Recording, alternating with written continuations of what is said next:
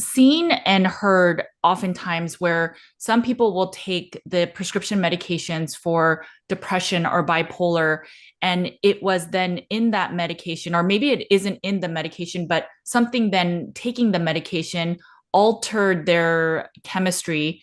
And then once they try to get off the medication, they're actually far worse. So for those people, would it have been better that they just, and I know we're talking in just like figuratively, right? We're not talking about a specific person. So I know it's a little bit nuanced, but are there some cases where it's just better not to try to get on the medication? Because for some people, they truly believe that I felt kind of depressed.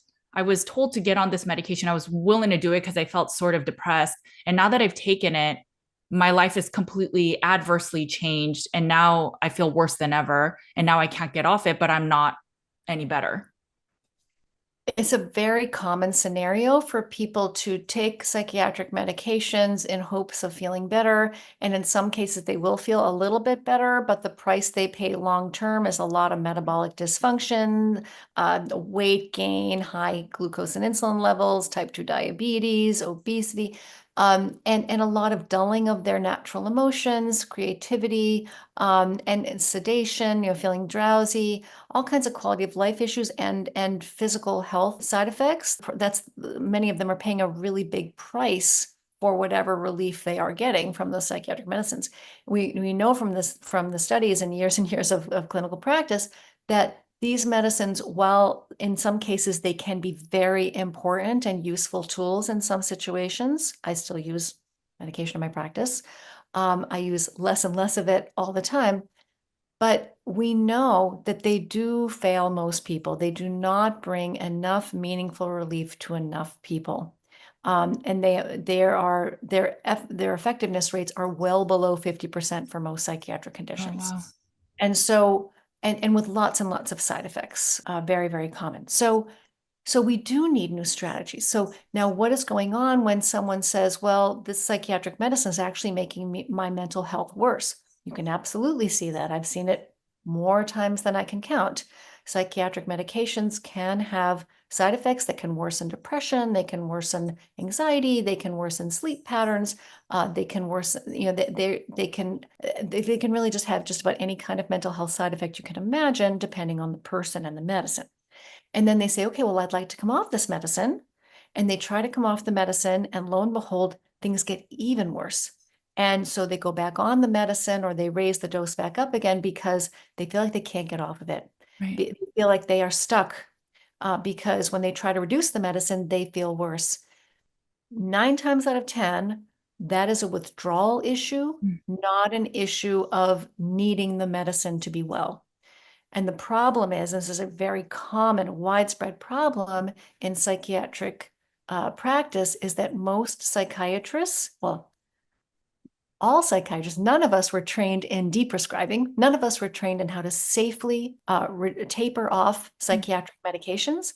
None of us were trained about what happens in the brain when you lower a psychiatric medication. What's going on there? Why do people sometimes get withdrawal symptoms? We didn't have any classes on that.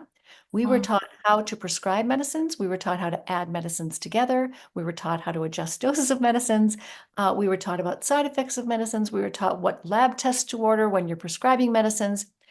We were taught about all this interesting chemistry about how the medications work. We were not taught how to safely deprescribe medicines.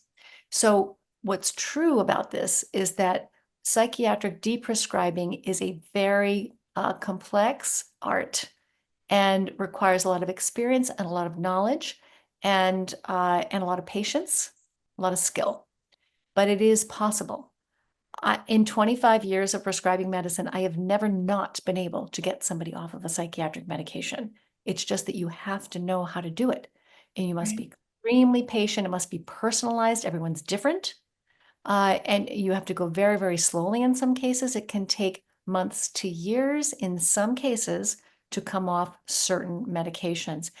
And I'm not saying that everyone will be able to come completely off their psychiatric medicines and feel better. Some people will continue to benefit to some extent from certain medicines. Everyone's different.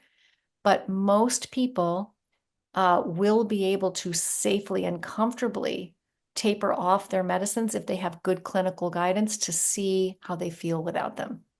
Okay. Oh no, that's a really good explanation. And I have seen that some of it is the weaning off of the medication is the hard part, and people have trouble with that. And you're right. When I wanted to get off the medication, my psychiatrist didn't really give me a response. Instead, it was, well, let's try a different antipsychotic instead of you just getting off antidepressants. That was his thing. And we were just playing with all of these different antipsychotics to see what will make you feel better. And nothing really was working long term. Um, do you think at all that we are moving the needle for anxiety and depression where we are diagnosing more people than ever before with like maybe you're just feeling a little sad today, but we're now labeling that as mild depression and getting people on something like Zoloft? Well, I think what's happening is that most of us are just not mentally well, Mm, because most of us are not. I mean, again, diet is not the only cause, but if you look at what most people are eating, you need to look no further for all of the root causes of mental health conditions in the standard American diet. You have true. every ingredient you need to disrupt brain chemistry. You have every ingredient you need to create insulin resistance and a shortage of energy to the brain. You have every ingredient you need to cause damaging inflammation and oxidative stress. And you don't have the ingredients that you need to thoroughly nourish the brain. Of course, our brains are not functioning properly. How could they? Right. So people are really suffering with anxiety. They are really suffering with depression. They are really suffering with sleep. They are really suffering with attention problems. The question is why? Is it overdiagnosed? I don't know, maybe, but my guess is that most people, and my experience tells me that most people are truly suffering. It's just a matter of degree. And it's also a matter of, okay, why?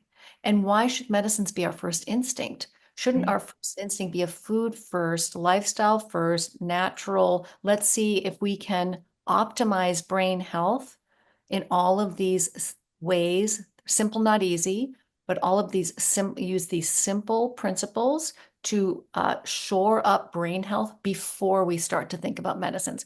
Medicines are great for emergency situations. They're great for certain very special and complex situations. They have their place, but for most people who are suffering with low risk symptoms of depression, anxiety, irritability, moodiness, um, uh, eating concerns, sleep disorders, attention problems, memory issues. For most people who have low risk conditions, why not a food first approach? Why not start there? No, I love it. And if we think about one sign of insulin resistance is obesity. I mean, 70% of America now is overweight. So it sort of makes sense then if you're overweight and insulin resistant, the likelihood of having mental illness is higher. So that makes sense. In terms of sleep, so a lot of people are very sleep deprived nowadays. Melatonin is something that people often recommend when they're sleep deprived. Is diet affecting the sleep and the neurotransmitters for people to then get proper sleep? 100%. So there are a variety of different factors involved in supporting good sleep architecture and good sleep quality.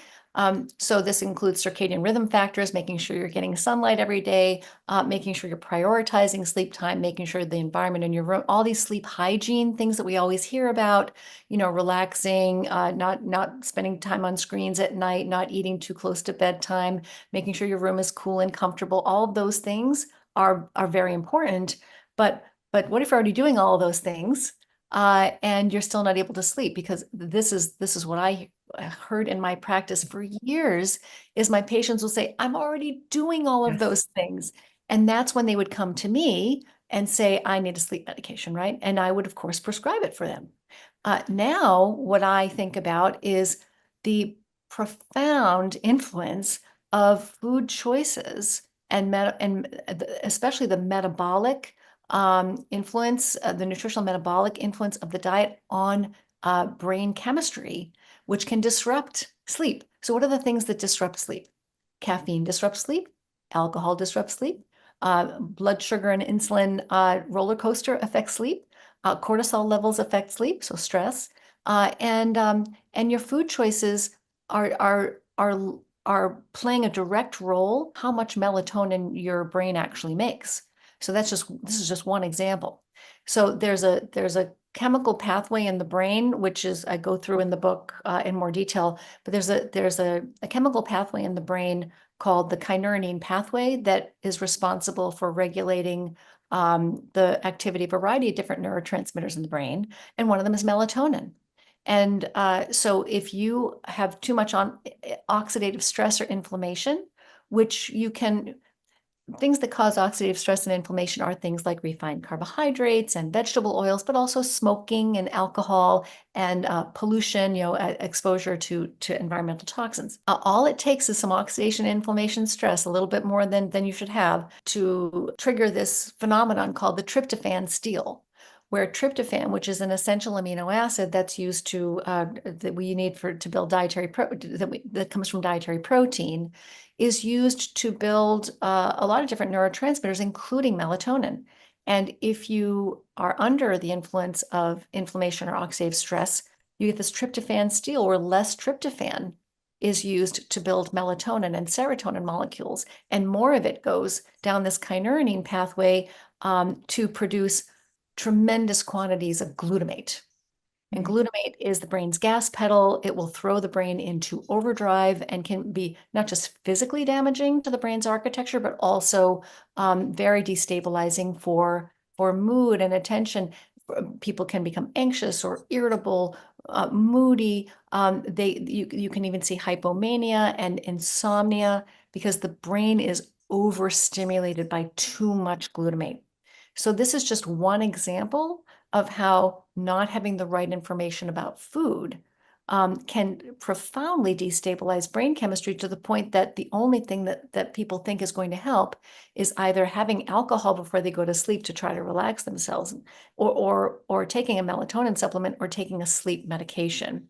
And so, yes, people need to sleep more, but if we don't give them the information they need to correct their sleep architecture, they will turn to either alcohol or sleeping pills to try to correct that very serious problem. If you're not getting enough sleep, you are not going to do well the next day. So Right. it's important. Yeah, I understand why people turn to these things. What is the risk though of taking the melatonin or taking extra tryptophan so that it would convert to some of the serotonin and then the melatonin? Are there risks of not fixing the root cause of the oxidative stress and inflammation and just using sort of the band-aids of melatonin? I mean, really, first of all, not everybody tolerates melatonin. I, for example, don't tolerate melatonin. The brain is not really designed to see these concentrated molecules come in from the outside. It's designed to regulate and understand when you need it and how much. It is a beautifully designed system if we stopped poisoning it with substances in our food, in our environment, that throw it off balance. The brain knows when and how to make the right amount of melatonin, but any port in a storm. So if there's something wrong with your melatonin, so you want to take a melatonin supplement, A, how much do you take? B, how long do you take it for? What time do you take it? And are you going to tolerate it well? So there are a lot of questions wrapped up in that, but if it works well for you, it may not be a bad solution, but short term, but like any Band-Aid, it's not correcting the underlying problem. The other thing that can happen, melatonin is a hormone. The other thing that can happen with if you're overexposing yourself to a hormone, so the level in the brain is not what it should be, Right. because you're determining what it should be by this artificial method of taking melatonin, you can develop hormone resistance. So you can develop resistance to any hormone if it's in excess. So again, you really want that balance to be determined by your biology. Your biology knows how much you need and when to turn that system on. Whereas if you're taking it in pill form, it's really not properly regulated, and it can backfire and actually even cause some rebound insomnia over time, just like a lot of sleep medications can. Yeah, and my concern is nowadays they sell melatonin now in gummy form for children. Yeah, that's a separate. I was shocked to see that they actually sell something like that, and it's over the counter. You could literally buy it in Targets, and it's very accessible and it looks very cute because it's gummies, but it's concerning. I know for me, when I was eating a very high carb diet, because I was more plant-based, I would, after having my first son, I would wake up multiple times a night. And I never knew that I think I was pre-diabetic after. I just thought maybe something was wonky with my hormones from pregnancy. But once I became ketogenic and carnivore, I'm in my early 40s and I never wake up. I don't wake up a single night unless, there was high stress or something happened that woke me up. So I can attest to that too. I don't use melatonin and I definitely don't eat a bunch of carbs, but that has helped me so much in regulating my sleep as well. So I have seen that in my own life as well. Absolutely. And the other piece of the story that we didn't talk about was how if you've got this blood sugar and insulin spike that's happening after, let's say you're eating a typical dinner or dessert, but in the evening, you've then put yourself on a glucose and insulin roller coaster for, at least 6 hours after that meal, and which can eventually lead to big spikes in stress hormone levels, adrenaline and cortisol in particular, which can wake people up in the middle of the night or disrupt normal sleep architecture. People can even wake up feeling hungry. They can wake up feeling shaky. They can just wake up feeling that their mind is racing, or they're obsessing about something and they can't turn their brain off and go to sleep. And that is a very natural and predictable result of having this exaggerated glucose and insulin spike, because that's followed 4 to 5 hours later by an exaggerated spike in adrenaline and cortisol. These are stress hormones that will absolutely cause you to feel overstimulated, and that's not what you want in the middle of the night. So there's some studies in the book where I walk people through some of this science so that they can see, a lot of people don't connect how they feel 6 hours, 5, 6 hours after a meal to what they ate 5 or 6 hours before. They think, well, how could that be related to, I ate my dinner at, 6 o'clock, why am I waking up? I went to bed at 10, I fell asleep easily. Why is it that I can't stay asleep through the night? Why is it that I'm having nightmares or disturbing dreams, or that I wake up feeling really, obsessively worried? And, it's profoundly biological. The brain is doing what you told it to do, and you just don't realize it. No, I love it. And we've seen in our practice where people will have that. I wake up in the middle of the night and I can't go to bed. They wear a CGM and maybe they're just newly eating ketogenic. Their blood sugar drops. And then all of a sudden you see this huge spike and it's obvious that cortisol came to help it. But it's with the CGM you see, oh, I'm having this blood sugar drop and cortisol comes. And so there's these really big spikes. And I think that's where I know there's some people that say you shouldn't use a CGM unless you're diabetic, but I really think it shows you what foods do to your blood sugar. And I think it's so important to actually see that. Yeah, thanks for mentioning that, Judy, because the CGM is really the most empowering, most instructive, most revolutionary tool we have, not just in general health, but in mental health.